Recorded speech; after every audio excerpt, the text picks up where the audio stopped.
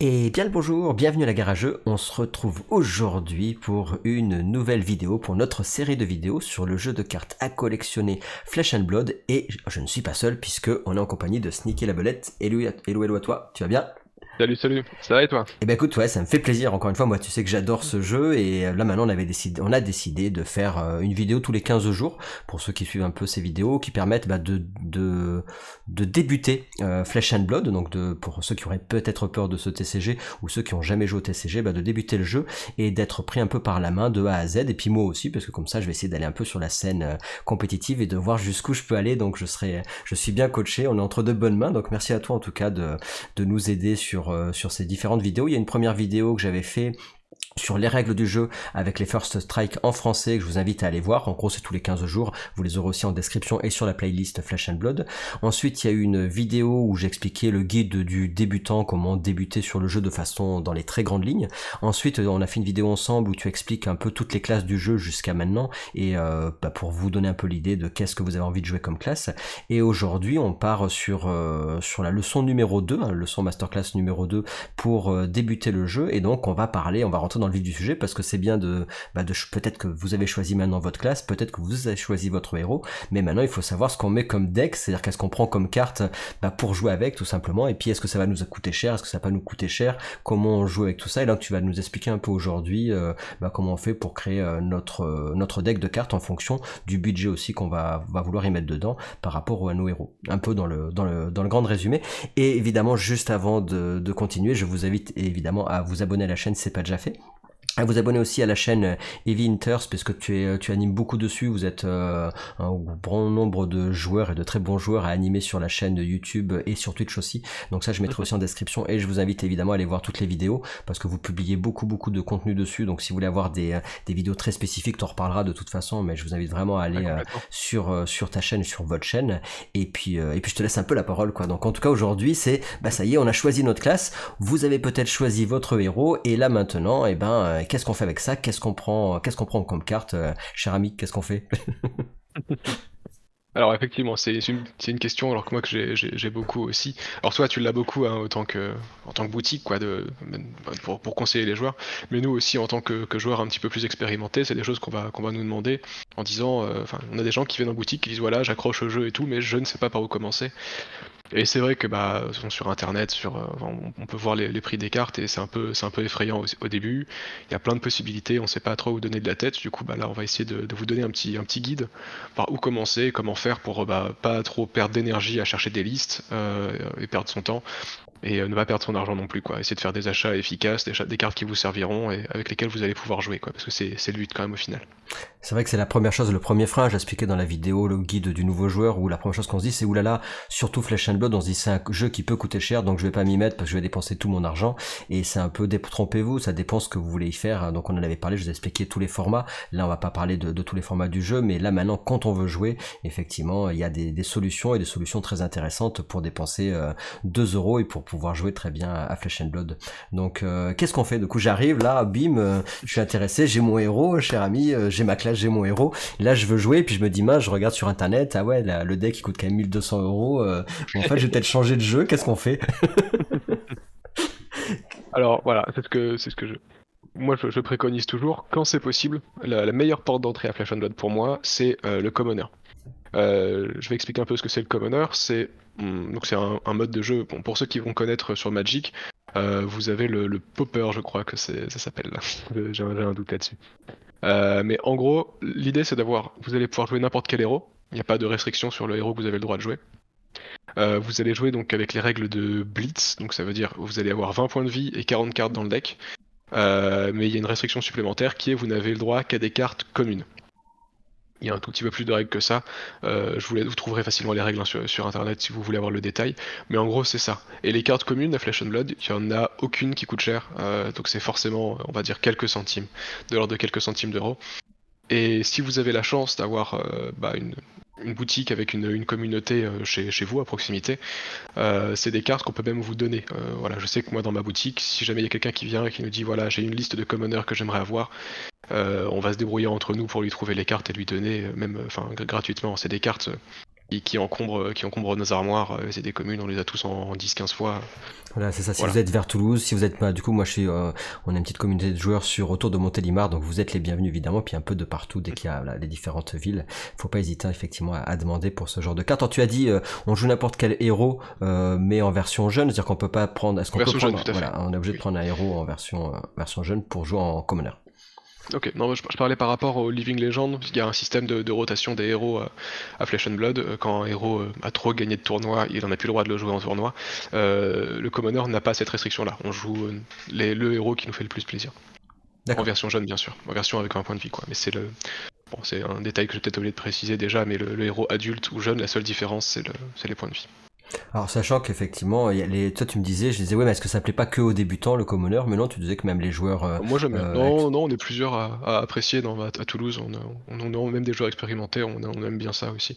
Le Commoner est, enfin, honnêtement, un format que je trouve intéressant parce que le fait de pas avoir les Majestiques, donc les cartes les plus impactantes et les plus chères, fait qu'on revient un peu au bas de Flesh and Blood. Et bah, moi j'aime bien ça, quoi. Je pitch 3, j'attaque 6, c'est cool. Et non, on arrive quand même en plus, malgré le fait qu'on n'ait pas les cartes les plus puissantes, à avoir des différences entre les personnages. On a quand même des lignes de jeu, des lignes de gameplay qui sont différentes d'un héros à l'autre, et ça reste intéressant, quoi.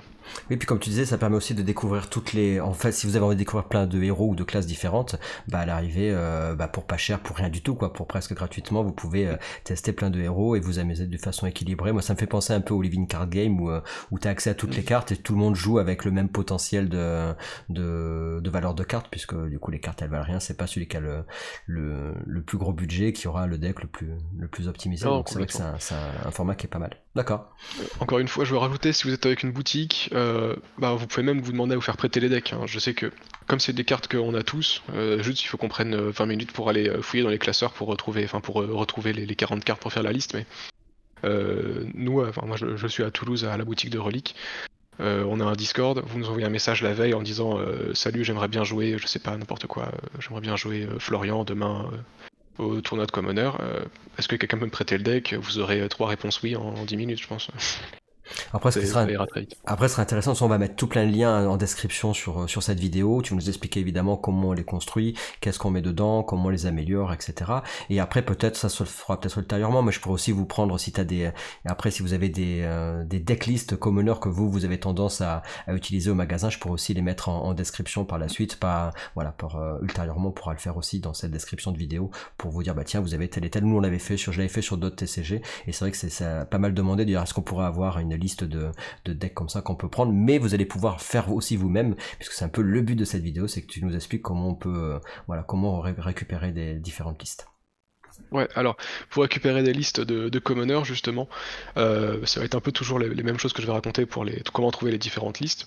Mais honnêtement, tapez sur Google, ça marchera. Vous avez YouTube. Alors, ça va être souvent en anglais, par contre. Alors, on n'a pas encore assez de contenu en français pour des decklists de commoners.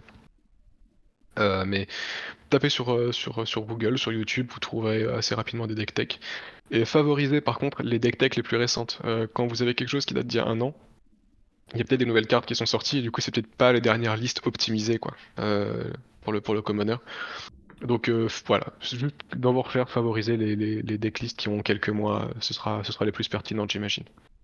Et voilà, ça c'est une première approche si jamais vous voulez faire votre truc tout seul et tout ça.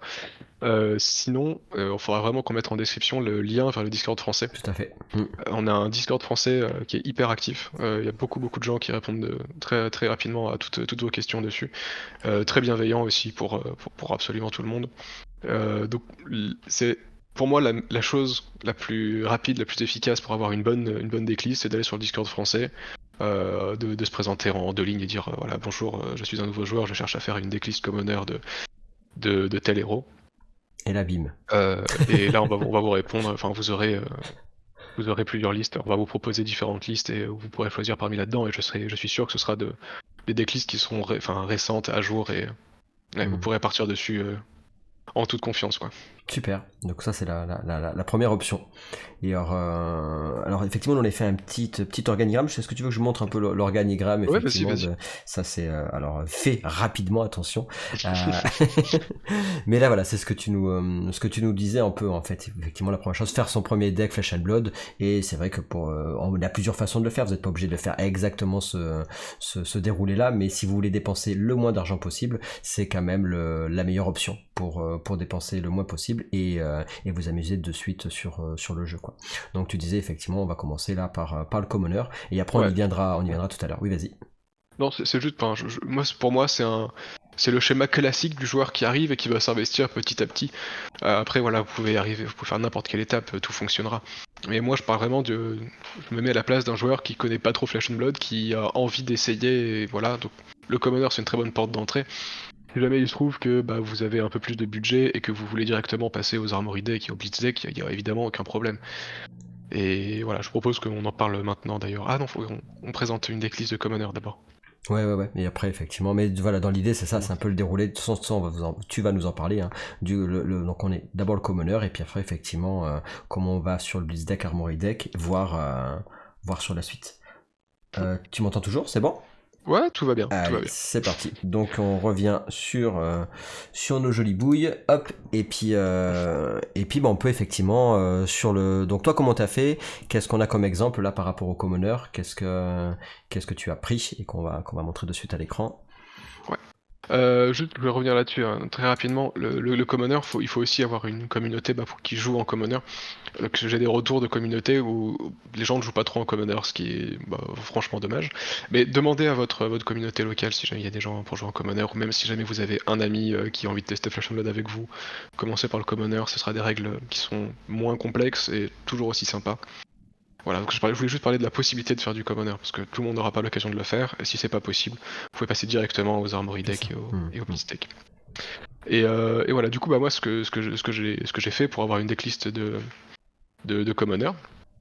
Donc là, on va partir sur Aira, parce que c'est un personnage qui t'intéresse toi. Ouais, c'est ça pour vas-y.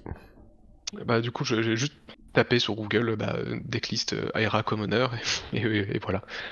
J'ai même pas pris la peine de poser la question sur le Discord, comme ça je voulais vous montrer que c'était possible de trouver sur internet des choses tout à fait pertinentes. Hein. Honnêtement, je pense que vous pouvez arriver avec cette liste là, ça sera très très bien. Voilà, donc ça c'est quelque chose que j'ai trouvé sur YouTube, donc c'est Kugain, c'est en anglais. Et je pense qu'on pourra mettre dans la description le lien vers sa vidéo pour rendre, rendre le crédit. Tout à fait.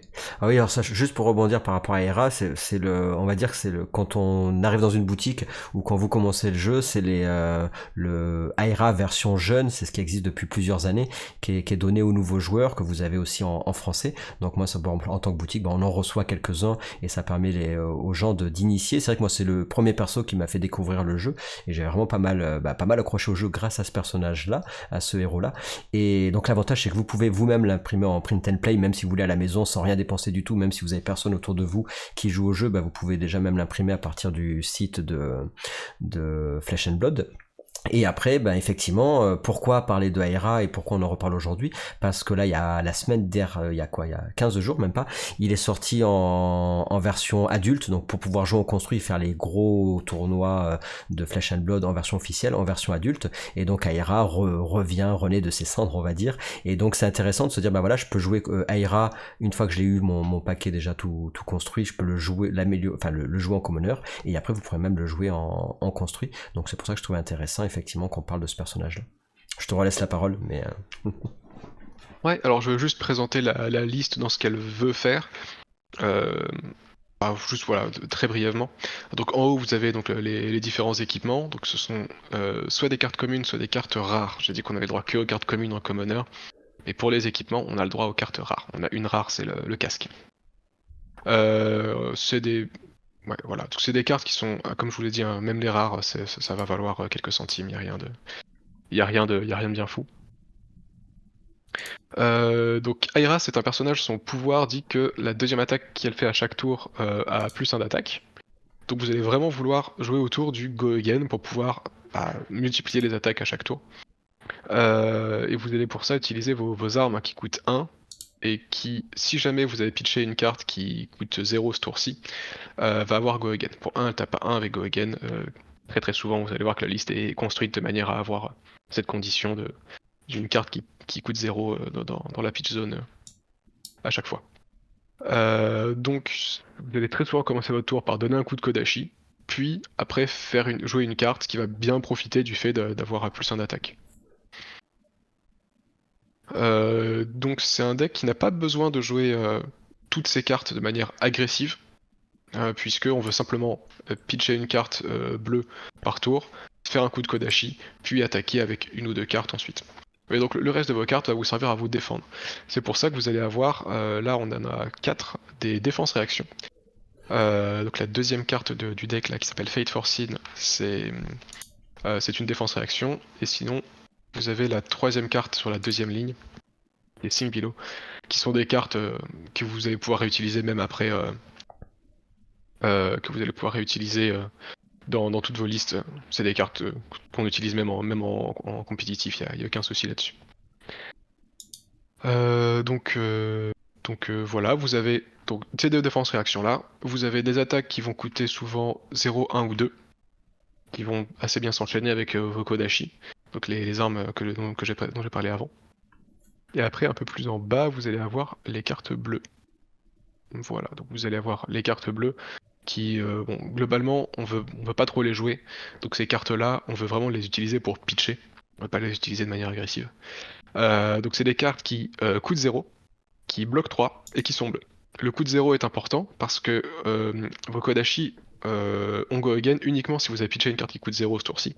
Donc vous en avez plein, vous allez voir, ça va très bien se passer.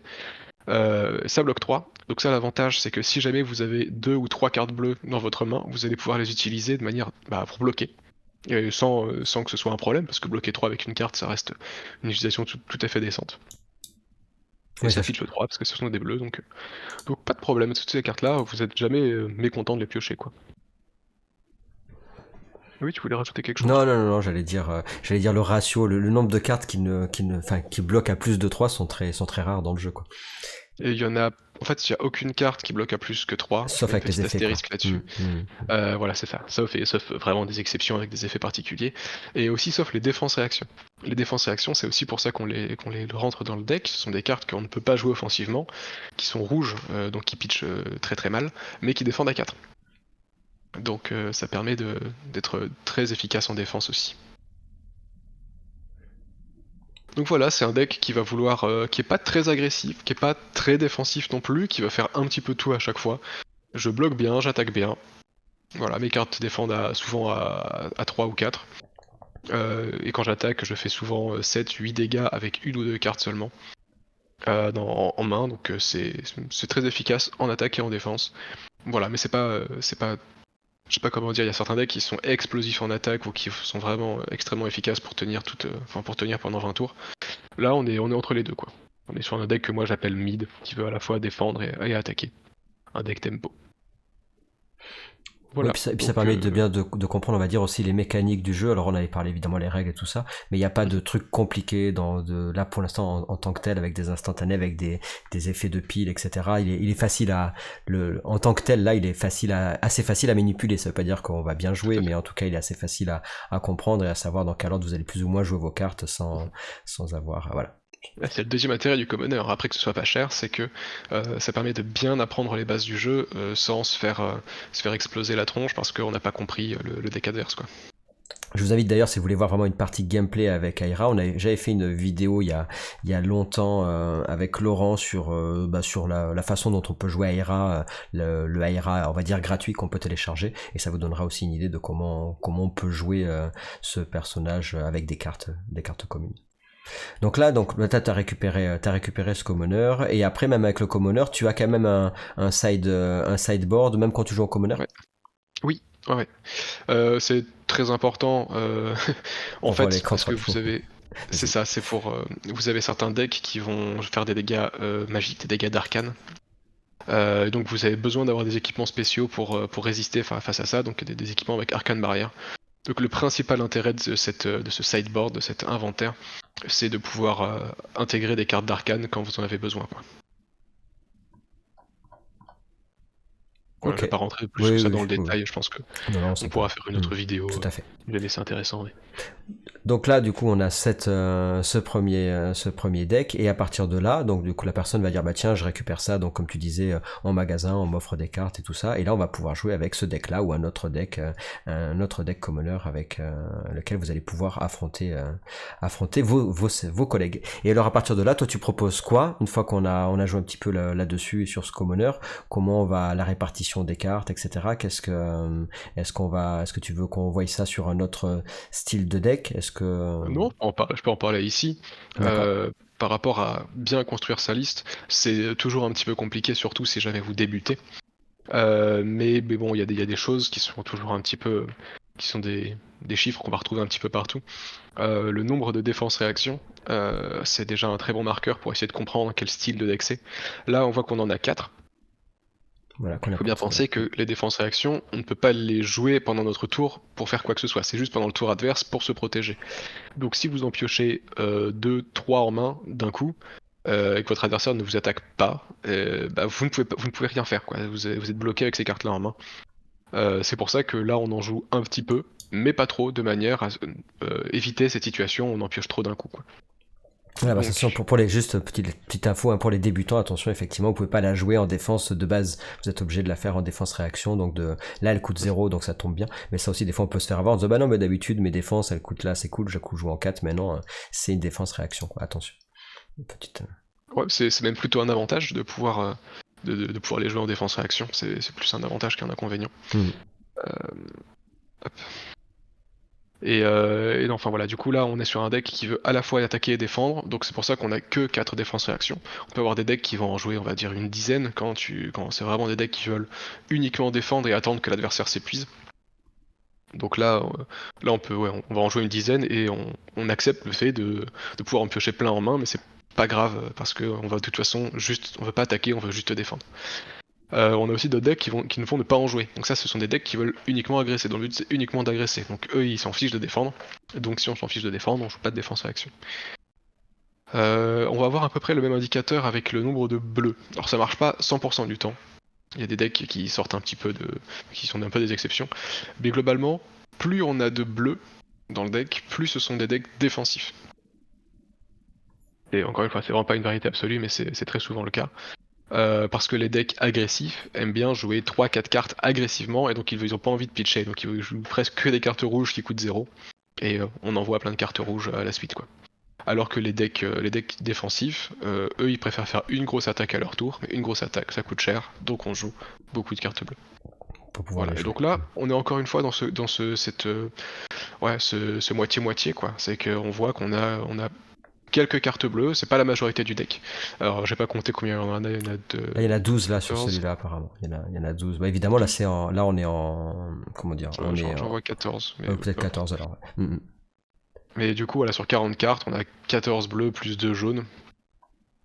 Donc ça fait à peu près un tiers du deck qui va être utilisé pour pitcher. Donc on est vraiment sur ce... Vous avez un tiers de votre deck qui est là pour pitcher, donc l'idée c'est que vous avez envie de pitcher une fois par tour. Donc avec une seule carte par tour. En moyenne, c'est ce que vous aurez. Sur 4 cartes, vous aurez un peu plus d'une carte bleue. Mais donc voilà, vous allez pouvoir utiliser une carte bleue à chaque tour pour pitcher. Donc ça montre bien cette volonté de pas utiliser toute sa main pour défendre, mais de pas utiliser toute sa main pour attaquer non plus, quoi. Et ça, le ratio il est à peu près pareil quand tu joues après en construit, c'est que ça soit là, on est sur Ouais, du tout à 40, fait. mais c'est pareil. Tout à fait. Ce ratio de 1 tiers, je pense qu'on va le retrouver un peu partout. Ok, donc ça c'est intéressant pour de suite quand tu construis ton deck, tu te dis bon bah tiens quel style de jeu je vais jouer et en fonction je vais mettre Tout à fait. plus ou moins ces cartes là. Et Alors après, encore une fois, comme il y a des exceptions, oui. le mieux c'est de partir d'une liste qui a fait ses preuves, si j'ose dire, et après de l'adapter. Si jamais il y a des cartes bleues que vous avez pas ou que vous n'aimez pas, vous pouvez les remplacer avec d'autres et essayer pour voir ce que ça donne. Il n'y a pas de vérité absolue là-dessus. Mais par contre, faites bien attention, si jamais vous changez des cartes, de respecter ces ratios-là. Si là vous enlevez 4 cartes bleues pour remplacer par des rouges, vous allez avoir des mains où vous n'allez pas avoir de bleu. Et donc des cartes que vous n'allez pas pouvoir jouer parce qu'elles coûtent du pitch. Et là ça risque d'être embêtant et vous allez baisser le potentiel de votre deck. Oui, parce que souvent ça s'en dit, des fois les débutants se disent bah tiens je vais tourner tout autour de cette carte là, mais si ton deck il fonctionne une fois sur 5 c'est pas bon. Faut arriver à avoir le. Effectivement tu peux dire bah tiens mon deck il marche bien là cette fois-ci, ouais mais si les 6 fois d'après il marche pas, ton deck il est pas si bon que ça, même s'il a marché une fois très bien quoi, donc ça il faut faire attention à ça ouais. Et alors là, on remarque, donc après ça, tu parlais au niveau des bleus, donc ce qui était assez intéressant parce que ça bloque fort et ça pitch bien, et là donc il y en a le tiers. Et après, on voit que globalement, ça c'est dans Flesh and Blood, ça se retrouve à peu près, enfin assez souvent, on a très peu de jeunes. Oui. Euh, les cartes jaunes à Flesh and Blood sont, encore une fois, ça fait exception, c'est toujours pareil. Mais elles sont un peu boudées parce que c'est un mix entre le pitch et l'attaque, mais on n'est jamais content de les utiliser en pitch, on n'est jamais content de les utiliser en attaque. En gros, c'est très stable, mais c'est un petit peu c'est jamais optimisé, donc on préfère, comme le reste de la liste est, hein, c'est avoir une bleue par main et 3 rouges, et c'est parfait, on est agressif, on pitch bien, c'est super. Tandis que si jamais vous retrouvez avec des jaunes, et bah ce sera forcément un petit peu moins bien. Donc ouais, les cartes jaunes, c'est souvent des cartes qui n'existent pas, des cartes majestiques ou des cartes de spécialisation, qui n'existent pas dans les autres couleurs. C'est le cas de cette carte-là, c'est la spécialisation d'Aira, qui n'existe ni en rouge ni en bleu. Donc c'est pour ça qu'on joue la jaune. Ouais, elle est intéressante, faut pas la faire passer celle-là. Non. Si vous voyez ça, ok. C'est ça. Donc c'est pour ça qu'on en a que 2 là dans ce deck-là. Et Je alors, pense qu'on peut passer à la suite si ouais, jamais tu n'as pas allez, autre non, chose à ça marche, ouais, non, c'est bon. Donc après, de quoi tu vas nous parler alors après, par rapport à ça? Donc là, Alors, on a compris notre construction sur le commoner, etc. Qu'est-ce qu'on fait du coup maintenant?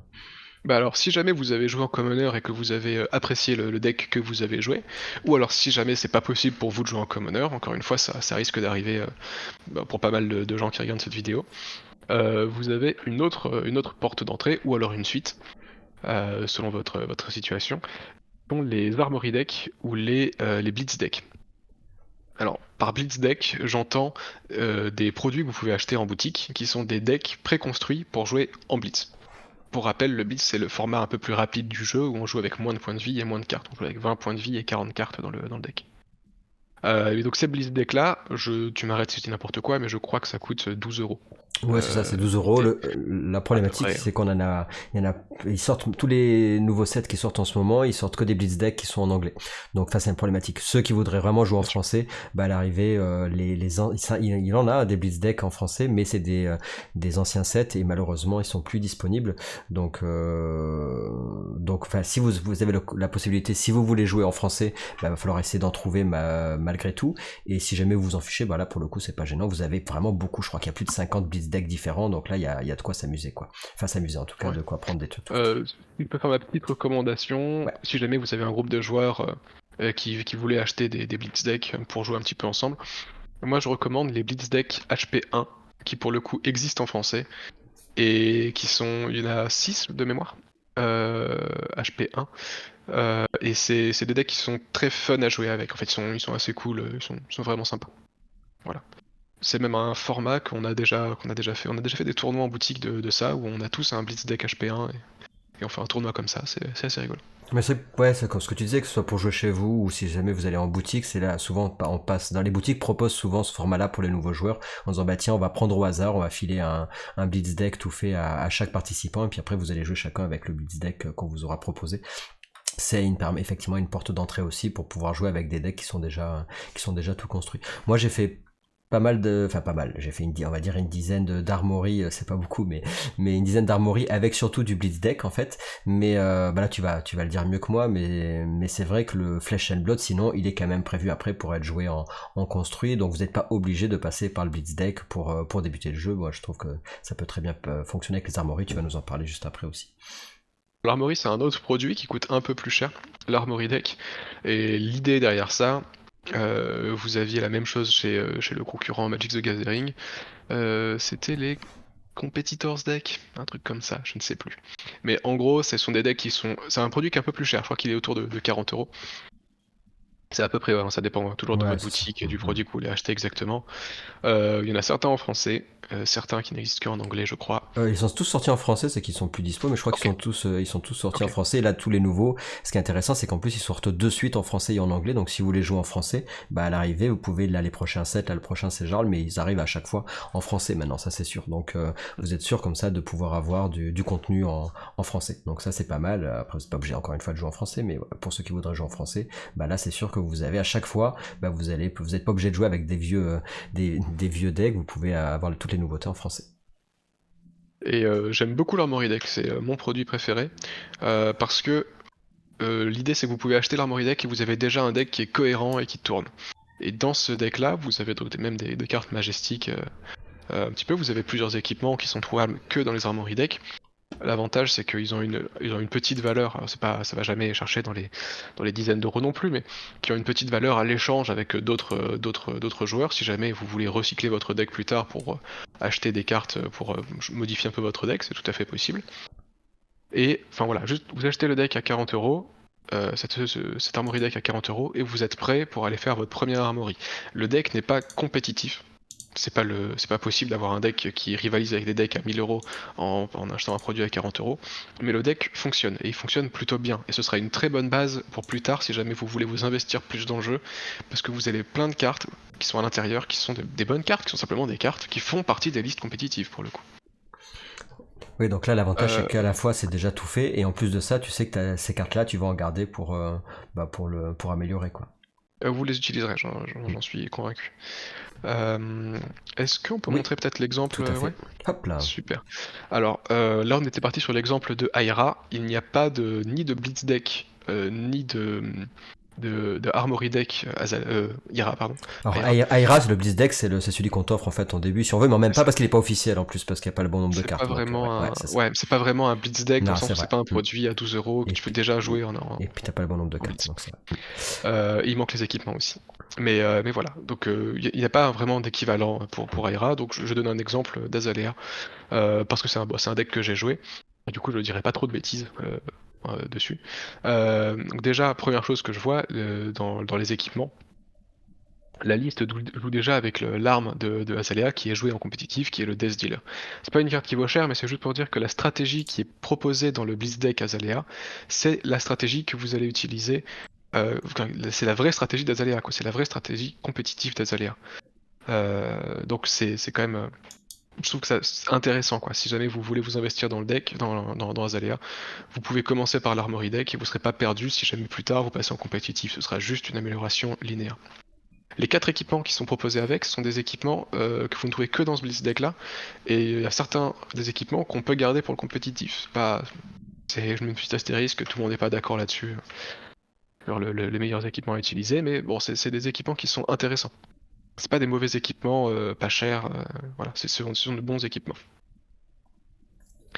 Et après, pour arriver un peu sur la liste, je vais pas faire passer trop de temps dessus, mais euh, toutes ces cartes-là, on va dire 80% de ces cartes-là, des cartes qui sont là-dedans.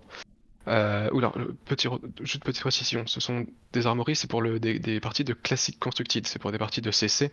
C'est le mode de jeu à 40 points de vie et 60 cartes. Donc c'est pour ça que vous avez 60 cartes dans le deck. C'est pour être prêt à aller faire votre armory. Et voilà, je voulais juste te dire ça, vous avez 80% de ces cartes-là, voire même plus en fait. Je vois très peu de ces cartes-là qui ne sont pas utilisées dans les decks compétitifs.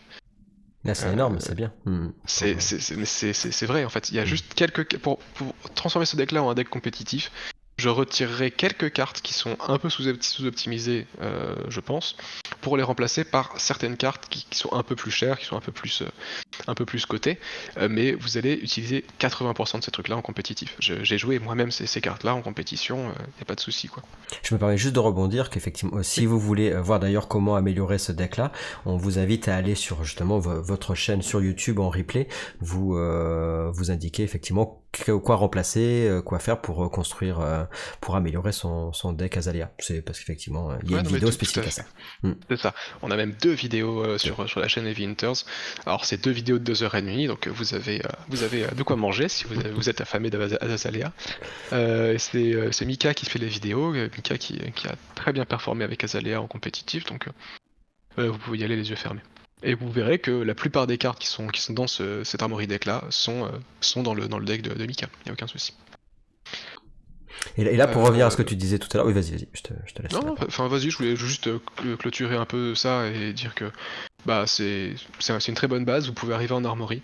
Vous allez certainement pas gagner votre armory avec ça si vous êtes contre des joueurs qui ont de l'expérience et qui ont des decks vraiment optimisés, mais vous allez pouvoir jouer avec eux. Vous aurez pas la sensation de ne pas avoir les mêmes armes et de forcément, de devoir perdre, d'être obligé de perdre et de vous faire exploser, de pas pouvoir jouer quoi. Vous allez pouvoir interagir avec eux. Et puis en armory, vous pouvez très bien aussi décider de faire effectivement une session armory où tout le monde joue des armory decks et comme ça c'est tout à fait. Je sais pas ce qu'il vaut contre les autres armory decks, mais à mon avis pour le coup ça peut être pas mal aussi. J'ai pas de retour d'expérience là-dessus, Ouais, j'avoue que j'ai pas fait beaucoup d'armory deck. Alors juste parce que tout à l'heure tu nous parlais un peu de là on va pas rentrer encore une fois dans la construction exacte de ce deck là, mais juste rapidement là si on de visu, on voit que pour le coup des bleus il y en a pas beaucoup dans ce deck là. Tu disais tout à l'heure du coup un tiers. Alors là si c'est justement c'est un peu une exception, on se dit bah attends les bleus elles sont passées où, elles ont disparu. C'est un deck agressif. Azalea voilà. C'est un deck agressif et du coup vous avez peu de bleus et même petit secret. Quand vous jouerez si jamais vous jouez le deck en compétitif, on enlève toutes les bleus sauf 3. On a que 3 bleus dans tout le deck. Parce que pitcher c'est cher. On préfère utiliser des cartes pour les jouer. Et c'est pour ça qu'on a toutes les cartes à 0. Enfin toutes. T'as toutes les cartes, et la plupart des cartes coûtent 0, toutes les cartes coûtent 0, sauf les flèches. Sauf certaines flèches, il y en a même des flèches qui coûtent 0. Et c'est pour ça on n'a pas besoin de bleu. En fait, une jaune suffit pour pitcher pendant son tour, quand on a besoin de pitcher. C'est même pas forcément le cas. Et donc là, c'est ce que tu disais tout à l'heure, quand tu disais oui, les jaunes, quand on les prend, c'est qu'on peut pas les retrouver, dans d'autres couleurs. C'est le cas, par exemple, si on prend, là, on dit tiens, pourquoi il y a cette jaune là? C'est parce qu'effectivement, elles ont des effets vraiment particuliers que tu as envie d'avoir, quoi. Et dans Azalea, on joue des cartes jaunes parce qu'on a souvent besoin de pitcher 2, mais c'est plus ou moins une exception. Pitcher 2, ça suffit pour faire un tour d'Azalea, donc on n'a pas besoin des bleus, quoi.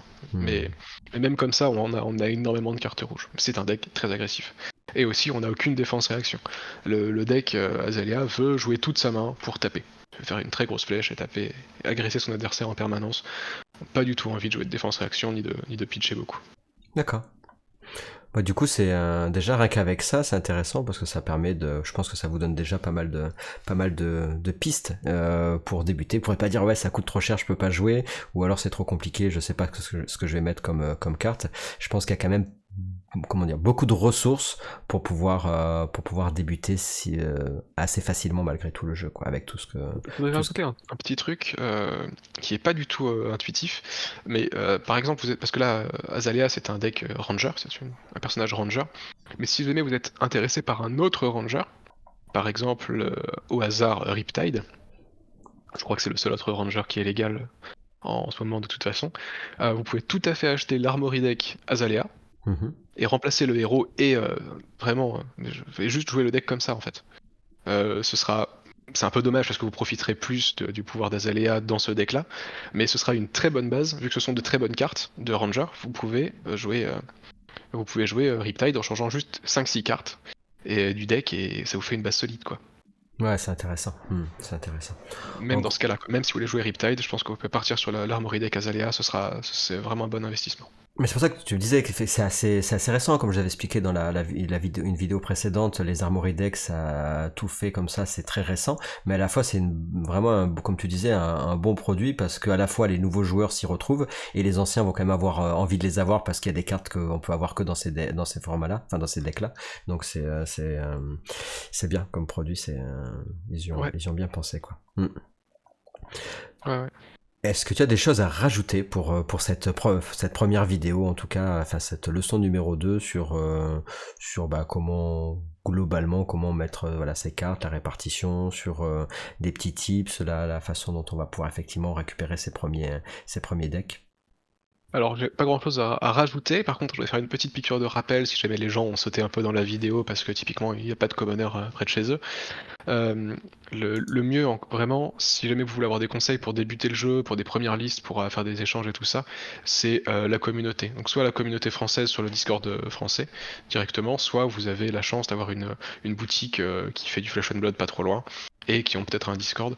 Et voilà, parce que si jamais vous avez plein de questions, on sera plus que content de vous y répondre et ça vous évite d'avoir à acheter des cartes au hasard et parce que vous serez forcément un peu perdant au final.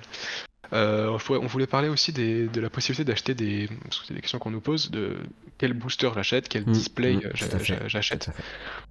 Alors moi, j'allais dire la phrase qui est consacrée pour cette question, c'est toujours, c'est plus intéressant, c'est plus rentable d'acheter les cartes directement.